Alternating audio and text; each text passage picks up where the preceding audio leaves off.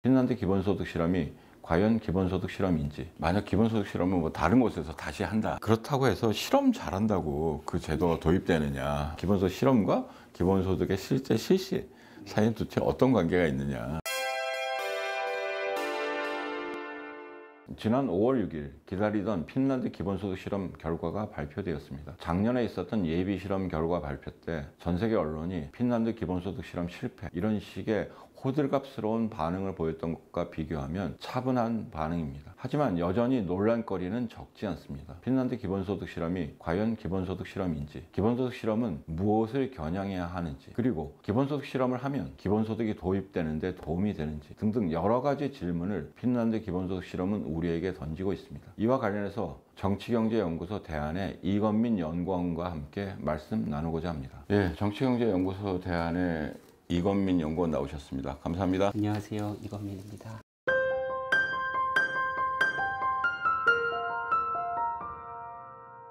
곧바로 큰 질문 던져볼까 합니다.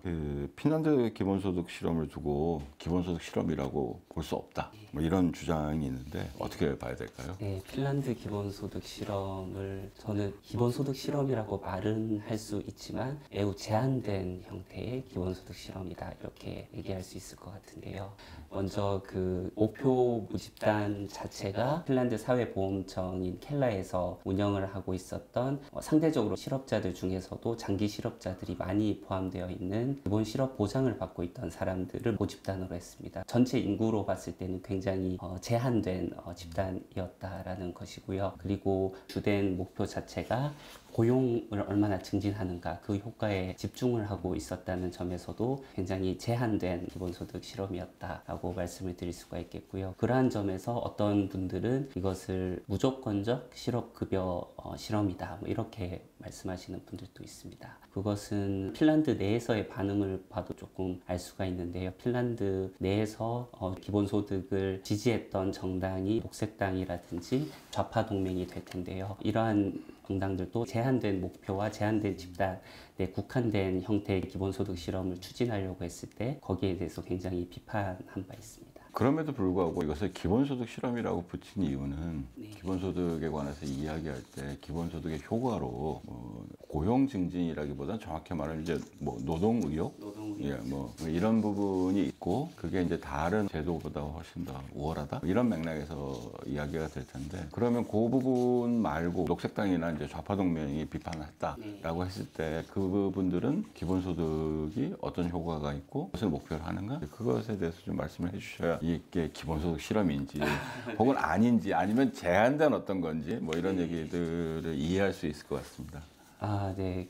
핀란드 내에서 이제 기존의 기본소득을 지지했던 정당들이 핀란드 기본소득 실험의 어떤 특정한 설계에 대해서 비판을 했었던 것은 전국 단위로나 무작위 통제 실험이라고 하는 기법을 이용한 실험이라는 점에서 기본소득의 다양한 형태를 볼 수 있는 어떤 기회가 있었음에도 불구하고 목표 모집단 자체를 핀란드 인구 전체로 삼지 않았다는 거죠. 그리고 집단을 제한한다 하더라도 좀 더 넓게 해서 다양한 모습들을 볼 수 있었음에도 불구하고 그것이 이루어지지 않았다라는 것이고요. 예를 들면 기본소득 지급 수준을 달리한다든지 뭐 그런 것들도 핀란드 내에서 제한이 되었음에도 불구하고, 그때 이제 유아시필레 총리 핀란드 정부에서는 단일한 액수에, 그리고 그 고용 증진 효과 또는 노동 의욕 효과, 이것만을 이제 주된 초점으로 삼았다는 점에서 어떻게 보면 굉장히 제한된 기본소득 실험이고, 그런 측면에서 핀란드 내에서 기본소득을 지지했던 다양한 학자들이나 정당들도 거기에 대해서 굉장히 비판적이었다. 만약 기본소득 실험은 뭐 다른 곳에서 다시 한다 그러면 그 고용 증진 효과 말고 어떤 다른 목표를 삼으면 좋을까?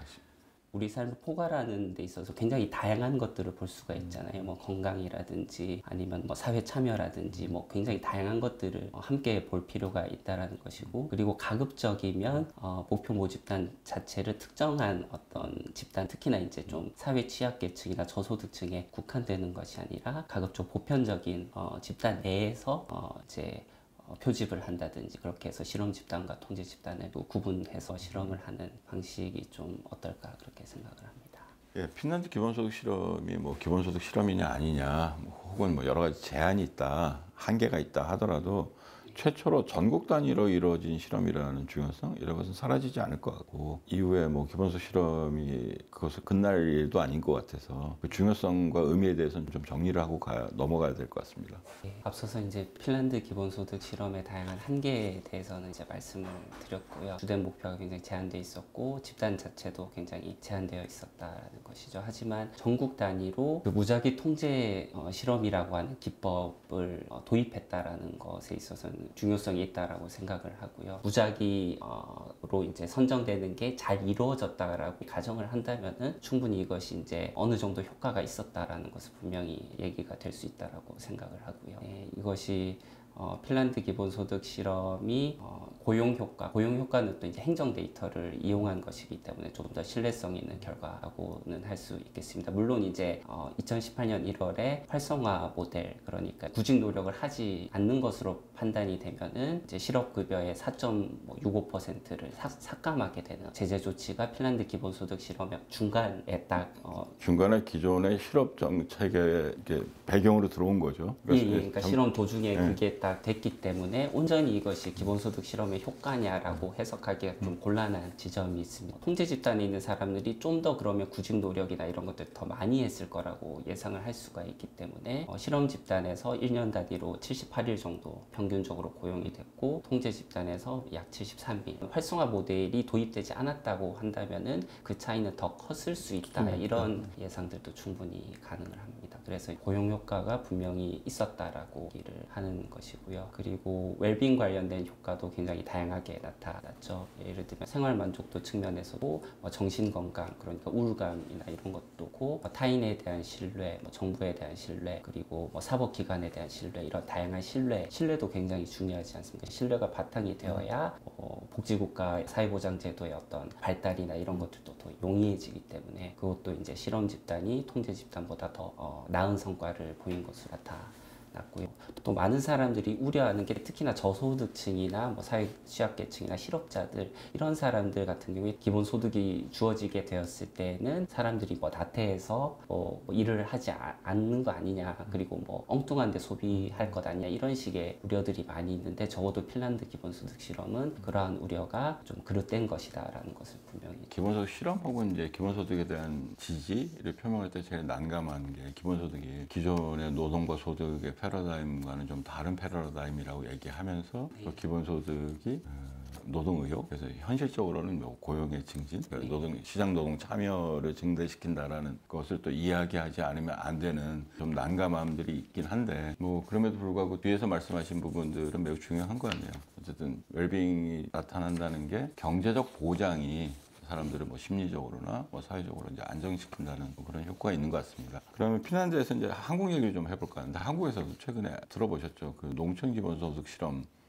을 이제 준비한다. 경기도에서 아직 시작은 안 됐지만 그럼 한국에서 이런 실험이 하면 어떤 의미가 있는지, 그리고 어떻게 해야 핀란드 실험이라든지 아니면 그 이전에 있었던 실험들이 가지고 있는 한계를 넘어서서 좀 더 적극적인 의미의 실험을 할 수 있는지에 대한 의견을 좀 주시죠. 이 농촌 기본소득 실험 자체는 포화장소 아이디어가 사실 들어갈 수밖에 없기 때문에 다양한 공동체 효과라든지 아니면은 우리가 거시경제 효과라고 하는 것들을 볼 수 있는 유리한 점이 분명히 있다고 생각을 하고, 또는 캐나다 온타리오주 실험이나 핀란드 기본소득 실험에서와 또 좀 다른 측면은 거기서는 예를 들면 캐나다 온타리오주 실험도 사실 실험 결과가 나오기도 전에 주지사가 바뀌면서 이제 갑자기 실험이 중단이 됐었는데 핀란드 기본소득 실험도 실험이 진행되고 있던 도중에 이제 2017년 1월부터 2018년 12월까지 실행이 됐는데 2018년 1월에 갑자기 활성화 모델을 도입을 했다라는 것이죠. 그것이 의미하는 바는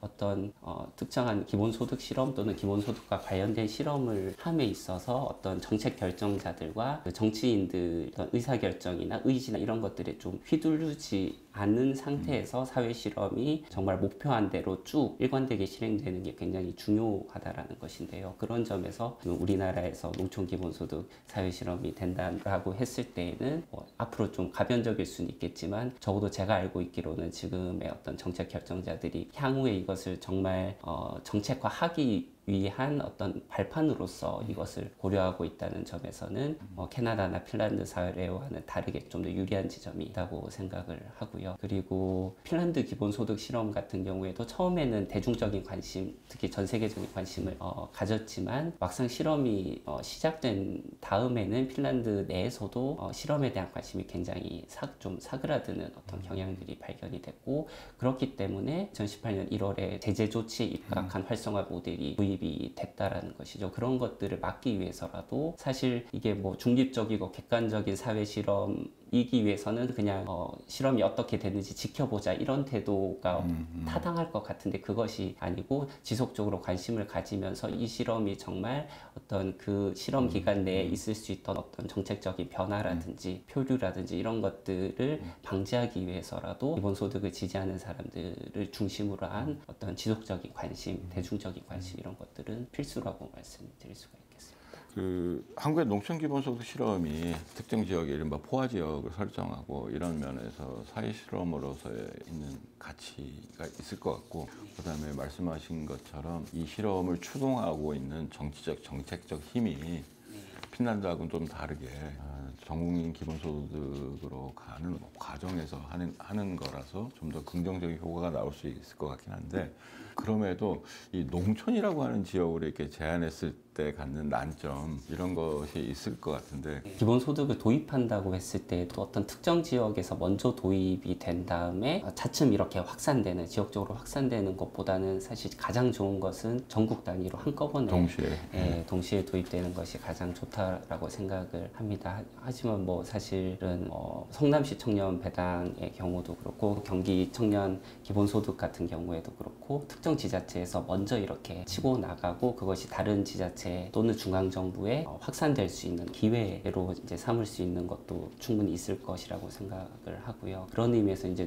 잘 설계된 농촌 기본소득 실험이 거기에서 유의미한 다양한 결과들이 나왔을 때 전국적인 확산에 있어서 어떤 좀 디딤돌이 될 수 있는 그런 것으로 작용할 수 있는 어떤 것을 기대는 해볼 수 있겠는데요. 하지만 조금 분명히 난점이 있는 것은 농촌이라고 하는 지역이 우리 전국으로 봤을 때 대표하는 지역이다 이렇게 얘기하기는 좀 어려운 부분이 분명히 있기 때문에 결과를 해석하는 데 있어서는 분명히 유의할 필요가 있다고 생각을 하고요. 뭐 난점이라고 여쭤봤지만 뭐 긍정적으로 보면 공동체의 효과를 통해서 이제 뭐 농촌과 농업과 뭐 이런 것들을 살려나가는 뭐 이런 방식으로 기본소득이 의미가 있을 수 있는가, 뭐 이것을 가늠하는 뭐 계기가 되지 않을까 싶어서 여쭤본 거고요. 그럼에도 불구하고 어쨌든 곤란한 질문인데, 오늘 이제 전반적으로 핀란드 기본소득 실험과 관련한 이야기를 하고 있는데, 이른바 뭐 증거 기반 정책 이런 얘기가 나오면서 사회 실험이 가지고 있는 의미 이런 것들이 이제 부각된 지가 꽤 오래됐어요. 뭐 근데 그렇다고 해서 실험 잘한다고 그 제도가 도입되느냐, 기본소득 실험과 기본소득의 실제 실시 사이에 도대체 어떤 관계가 있느냐, 뭐 여기에 대해서는 의견이 어떠세요? 네, 굉장히 중요하고도 좀 어려운 질문이라고 생각을 하는데요.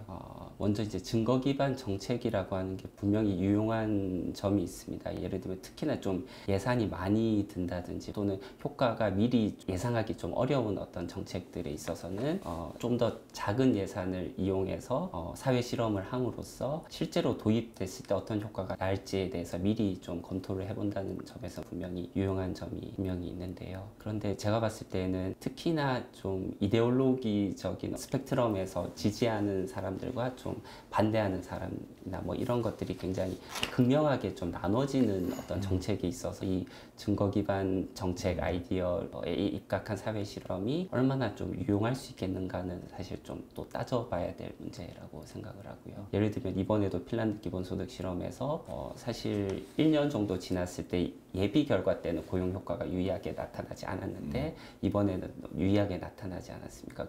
그런데도 아마 기본소득을 비판하는 입장에서는 그것이 뭐 통계적으로 유의할지는 몰라도 그게 뭐 며칠 차이 안 난다, 뭐 이런 식으로 반응을 주고 해석하기 나름이죠. 해석하기 나름이라는 측면이 또 한 가지가 있고요. 그리고 핀란드 기본소득 실험이 처음에 시작이 되고 또 진행되는 과정을 잘 살펴보면은 유아시필레 총리 정부가 2019년에 또 다시 선거할 것을 예상을 했기 때문에 그 임기 내에서 뭔가 실험이 다 끝나기를 원하고요. 그리고 목표 자체가 핀란드는 특히나 이제 기존의 실험 문제 또 장기 실험 문제가 굉장히 심각했기 때문에 이미 1990년대 중반 이후부터 이런 활성화 정책의 한 새로운 정책으로서 기본소득 논의가 좀 많이 진행된 게 있었습니다. 그렇기 때문에 또 이제 유아시 플랫 총리 입장에서는 빨리 진행을 해야 되고 목표 자체가 장기 실험 문제에 얼마나 이 기본소득 방식이 기존의 어떤 실업급여보다 더 효과적일 수 있는가, 관료주의를 줄이면서도 효과적일 수 있는가 이런 것들에 초점을 맞춘 데다가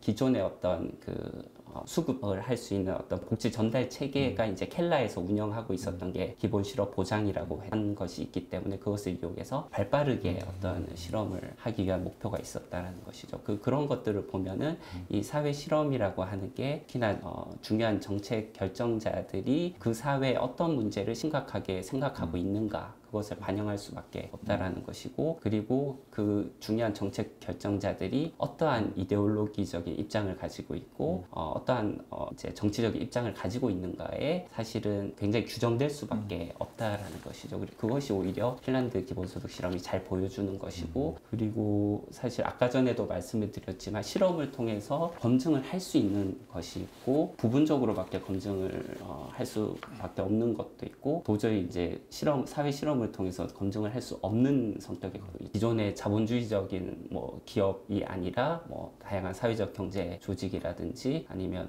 노동자 소유 기업이라든지 다양한 다른 형태의 어떤 우리가 기업들이 더 융성할 수 있는 어떤 그런 것들을 사실 기본소득 실험을 통해서는 도저히 볼 수가 없는 것이고, 그리고 우리가 또 지금 기후위기 시기인데 생태적 전환에 어떤 기본소득이 기여할 수 있는지 이런 것들은 애초에 아무리 잘 설계된 기본소득 사회 실험이라고 하더라도 담아낼 수 없는 것이 분명히 많이 있다라는 것이고요. 그리고 사실은 그 경기연구원의 정원호 박사님도 흥미로운 지점을 말씀을 하셨는데, 현실에서 기본소득과 유사한 정책이 도입된 곳들은 어떤 그 전에 어떤 사회 실험을 하고 나서 도입한 것은 아니다. 예를 들면 네, 알래스카 주의 어떤 연구기금 배당 같은 경우에도 해몬드 주지사가 이제 추진을 한 것이고, 우리나라의 예전에 성남시 청년배당이나 경기 청년 기본소득 같은 경우에도 현재 이재명 지사가 정책 결정자들의 어떤 강력한 의지 이런 것들이 오히려 중요한 요인이라고 말씀드릴 수가 있고, 사실은 미국과 캐나다에서 1960, 70년대에 음해소득세 실험 실컷 하고 나서 안 했죠. 예, 그렇고 지금 또 아마 핀란드 기본소득 실험이 이제 끝났지만 아마도 이것 제가 봤을 때는 핀란드 정부가 자기네 국가가 실험과 혁신에가 이런 이미지를 제고하는 데는 충분히 활용할 수 있어도 이것을 발판으로 해서 향후 기본소득을 진지하게 기본소득 도입을 검토하는 쪽으로 나아가기는 힘든 것 아니냐. 앞에 말씀해 주신 사회실험 자체가 볼 수 없는 것, 이거는 어쩔 수 없는 거고요. 도리어 어떤 사회실험이건 그 실험이 실시되게 된 배경, 의도, 목표, 사실 이게 굉장히 중요하고, 그다음에 사회실험이란 말에 너무 얽매이지 말고 과정에서도 뭔가를 해야 된다라는 게 이 핀란드 기본소득 실험의 교훈 중에 하나인가요? 예, 그 끝으로 지금 이 코로나 바이러스 위기 때문에 세상 자체가 거대한 사회실험을 하고 있다. 그러니까 초유의 사태 어쨌든 측면에서 뭐든지 뭔가를 새로 해야 되는, 물론 과거에 기대고 있긴 하지만 이런 느낌이 들고, 그런 것 중에 하나가 한국에서는 이제 명칭 갖고 많이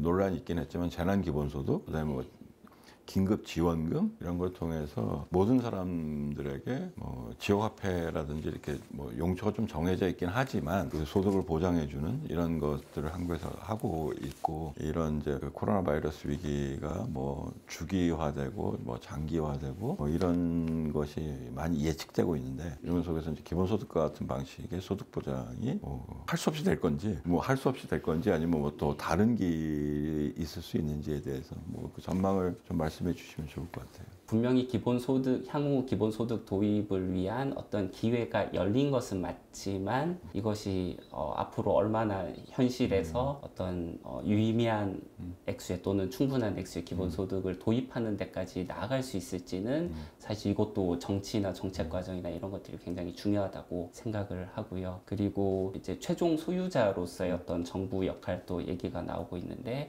그것이 예를 들면은 기본소득을 지지하는 많은 사람들이 기대하는 바와 같이 뭐 공유지분권 모델로 이제 확장이 된다든지 그렇게 해서 이제 주기적으로 모든 사회 성원들에게 어떤 사회 배당을 주는 그런 형태로 가는 어떤 기회가 될 수도 있지만 그것도 자동적이지는 않을 것이라고 생각을 하고요. 또 조금 뭐 또 상황이 좋아졌을 때에는 오히려 또 매각이라든지 이런 민영화로 과거로 돌아가려는 흐름이 있겠죠. 그런 흐름도 이제 분명히 강할 것이라고 생각을 하고요. 그래서 또 다른 방식은 기본소득으로 나아가는 데 있어서 또 잠재적인 경쟁자가 있다라고 생각을 하는데 그것이 바로 좀 최종 고용자로서의 정부를 강조하는 일자리 보장론자들의 주장입니다. 물론 이제 코로나19 사태에서는 뭔가 또 고용을 정부에서 갑자기 하라 이렇게 하는 데에서는 그 처음에 긴급한 대응 면에서는 아무래도 현금을 직접 주는 방안보다는 좀 후퇴될 수밖에 없고 또 고용을 하게 되면은 어떤 다양한 접촉이나 이런 것들이 많아지기 때문에 불리한 점이 있다라고는 생각을 하지만 현재 일자리 보장론자들이 주장하는 것은 단순히 이제 유급 고용에만 국한된 것이 아니라 어떤 참여소득 아이디어라든지 아니면 사회적 경제 조직을 활용한 다양한 공동체 활동이나 이런 것들과 결합된 내용들도 이제까지로 이제 확장을 했기 때문에 어떻게 보면은 지금의 상황에서 그런 잠재적인 경쟁자로서 좀 유연하게 해석된 최종 고용자로서의 정부 역할을 강조하는 일자리 보장론 쪽으로 뭐 귀결될 위험성도 있기 때문에 이것이 기본소득 방향으로 기회 창구를 연 것은 맞지만 이러한 다양한 상황들을 봤을 때 앞으로의 어떤 정치라든지 정책 과정이라든지 그리고 우리 특히나 기본소득을 지지하는 사람들의 앞으로의 어떤 대중적인 관심이나 어떤 뭐 다양한 운동들 활동들이 요청되는 것 아닌가. 뭐 일자리 보장과 기본소득에 관해서 다음에 뭐 기회가 되면 또 한번 얘기를 해보기로 하고요.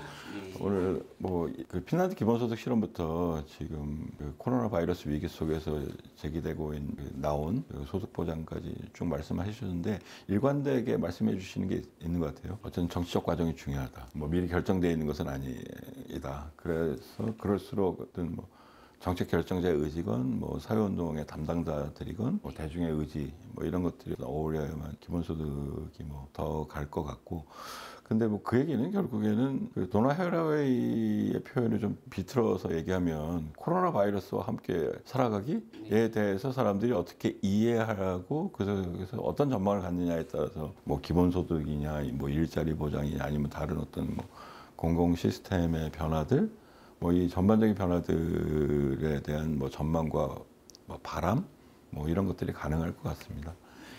예, 오늘 이건민 정치경제연구소 그 연구원과 함께 핀란드 기본소득 실험이 갖고 있는 뭐 의미, 한계 그리고 지금 그 코로나 바이러스 위기 속에서 제기되고 있는 긴급 재난지원금과 재난기본소득까지의 어쨌든 말씀을 나눴고요. 우선 가장 중요한 것은 마지막에도 말씀드린 것처럼 우리가 무엇을 하는가에 달려 있는 것 같습니다. 예, 오늘 나와주셔서 감사합니다. 감사합니다.